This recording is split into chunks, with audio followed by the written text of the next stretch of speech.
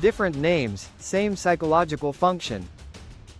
A being whose job is to oppose God, corrupt human beings, and give evil a clear source. This idea is emotionally satisfying because it gives evil a face, a personality, a location.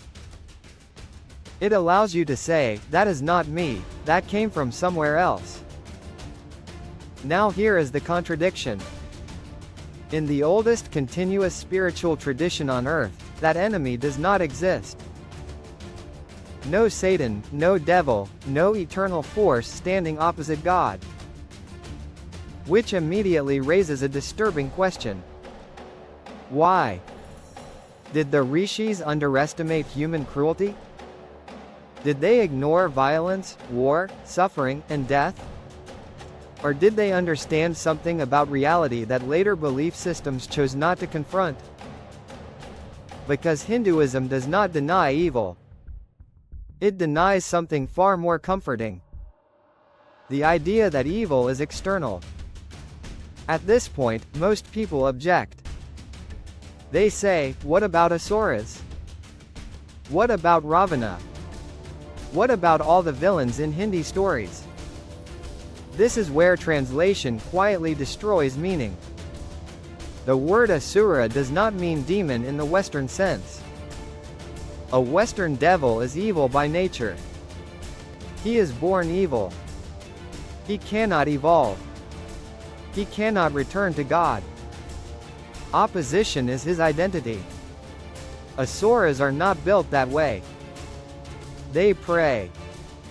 They meditate. They perform intense tapasya. They receive blessings from the very gods they later fight. That alone should force you to pause.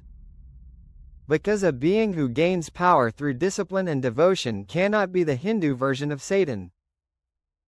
Take Ravana. Ravana was not ignorance incarnate. He was educated, highly disciplined, a master strategist, a scholar of scripture, a gifted musician, and most importantly, a devoted worshipper of Shiva. If Ravana were a devil figure, this would be impossible. So why did he fall? Not because he rejected God. Not because he denied Dharma outright. Because desire slowly replaced restraint. Ravana did not collapse into evil overnight. He convinced himself, gradually, that his intelligence, power and devotion placed him above limits. That is not a mythological failure. That is a psychological one. Now look at Hiranyakashipu. He did not deny Vishnu's existence. He acknowledged it. But he wanted immunity from reality itself. By demanding near immortality through technical loopholes, he was rebelling against God. He was rebelling against cosmic balance. And Hindu texts are mercilessly consistent here. The universe does not punish disbelief. It punishes imbalance. That is why the central conflict in Hindu stories is never framed as good versus evil.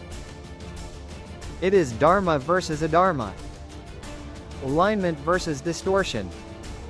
Order versus obsession. Asuras do not want to destroy existence. They want to control it. Exploit it.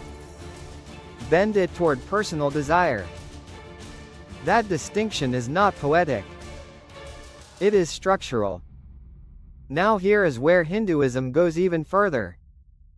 And this part is almost never discussed. Instead of inventing a devil, Hindu philosophy maps evil inside the human mind. It names 6 internal enemies: desire, anger, greed, attachment, pride, jealousy. Not monsters. Not demons. Mental forces.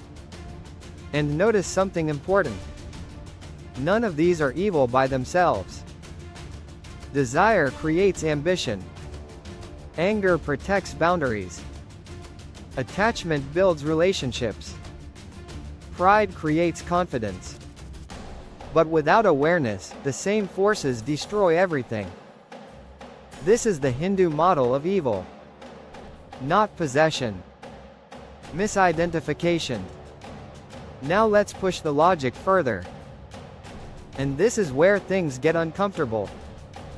If God is infinite, if God is omnipresent, if nothing exists outside the divine, then who exactly would the devil be fighting?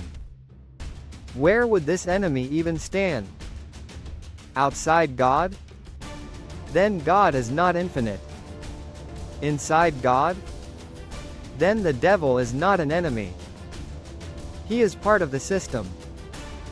This is where Hindu philosophy refuses to protect your emotions. One of its most influential schools, Advaita Vedanta, makes a claim that removes the need for a devil entirely. All of this is Brahman. Not just goodness. Not just morality. Not just light. Everything. Creation and destruction. Birth and death. Growth and decay. Order and dissolution. Which leads to a realization most people resist. Evil is not an external infection. It is not a foreign force attacking the universe. It is the same energy expressed without wisdom. Fire cooks food. The same fire burns skin. Water sustains life. The same water drowns. Electricity powers hospitals. The same electricity kills. We do not call these forces evil. We call misuse of them ignorance. This is why Shiva is both creator and destroyer. This is why Kali nurtures and annihilates. Not because they are violent gods, but because reality itself does not take sides. There is no need for a devil because God is not fragile. Nothing threatens existence from outside it. So now comes the question most belief systems avoid. If there is no devil whispering in your ear, why do humans lie? Why do they exploit? Why do they commit atrocities and still believe they are righteous? Sanatana Dharma gives an answer that is deeply uncomfortable. Because you do not know who you are.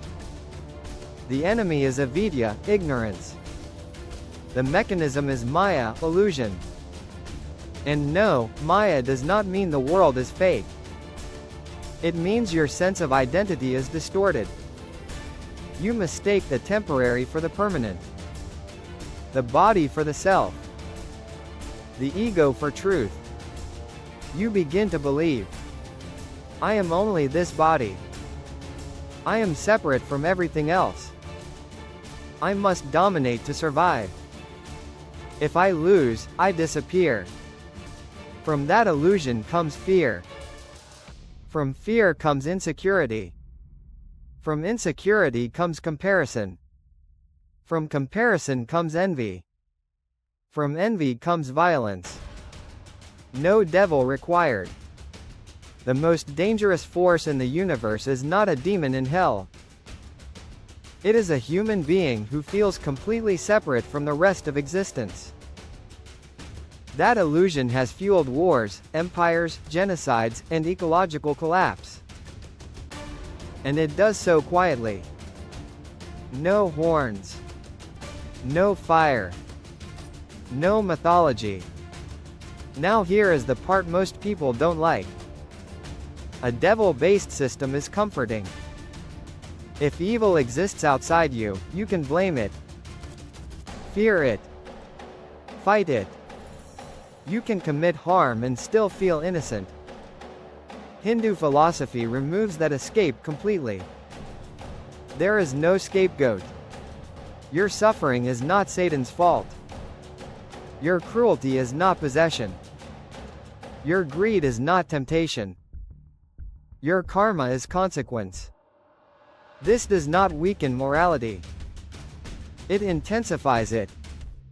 Because now every thought matters. Every intention matters. Every action echoes. You are not a pawn in a cosmic war between God and the devil. You are an active participant in cosmic order. This is why Hinduism does not fear a devil.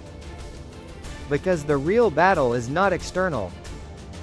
It is internal. Not against a monster in hell, but against ignorance in your own mind. You do not need to defeat Satan. You need to wake up. And that responsibility, whether you find it terrifying or empowering, is entirely yours.